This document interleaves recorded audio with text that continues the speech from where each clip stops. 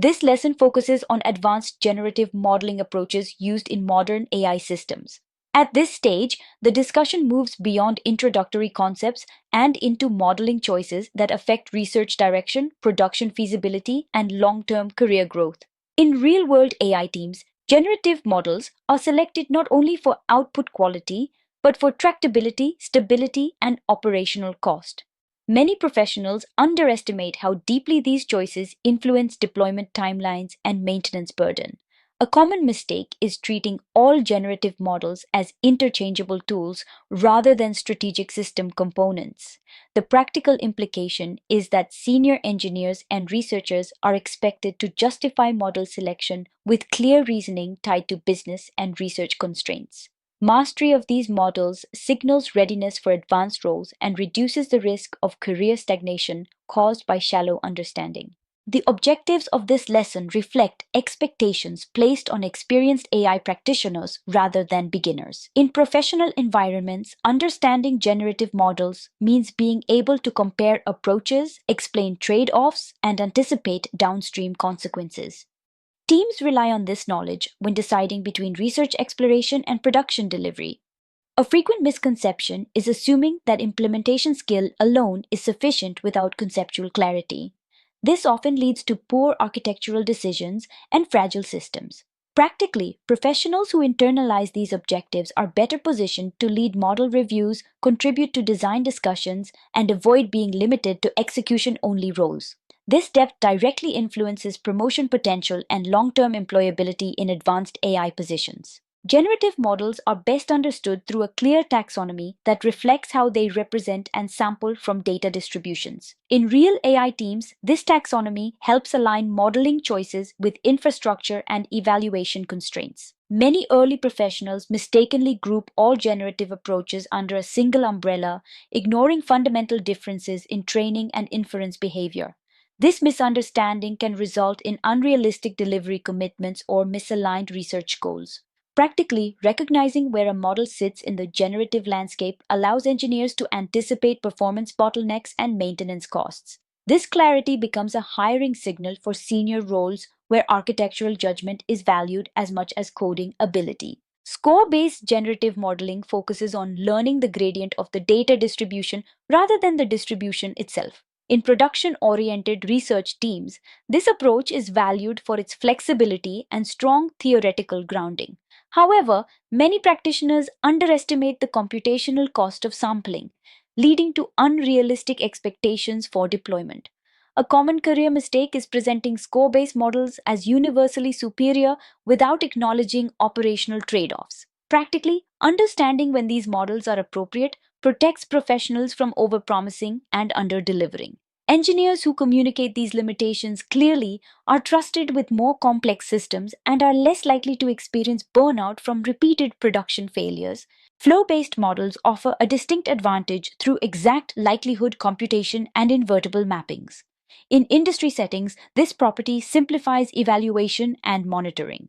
Many professionals incorrectly assume that tractable likelihood automatically implies superior generation quality. This misconception can lead to inappropriate model selection for creative tasks. Practically, flow-based models are often chosen for scenarios where reliability and interpretability matter more than raw sample diversity. Professionals who understand this positioning can align their work with business priorities and avoid being pigeonholed into research-only or maintenance-heavy roles. Energy-based models define distributions through energy functions rather than normalized probabilities. In advanced research teams, they are appreciated for expressive power and conceptual elegance. However, many practitioners underestimate the difficulty of training and convergence.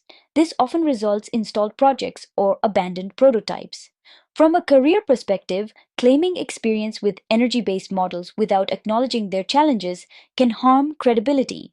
Practically, professionals should treat these models as specialized tools suited for research-heavy environments rather than default production solutions. This discernment influences trust and long-term career resilience. Autoregressive models decompose joint distributions into sequential conditional probabilities. In production systems, they dominate text and language applications due to reliability and evaluation clarity. A common misunderstanding is assuming their success in language directly transfers to other modalities without trade offs.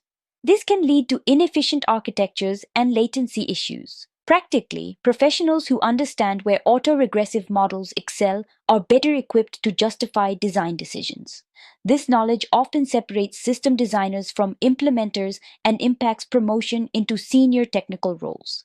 Advanced diffusion models rely on iterative denoising processes that gradually transform noise into structured samples. In modern AI organizations, these models are favored for high fidelity generation. Many professionals focus only on output quality while ignoring training and inference cost. This imbalance can create unsustainable systems. Practically, understanding diffusion trade offs allows teams to decide when quality justifies expense. Professionals who communicate these realities clearly are trusted with roadmap planning and are less likely to experience burnout caused by constant performance firefighting. Denoising score matching provides a practical way to learn score functions by corrupting data with noise.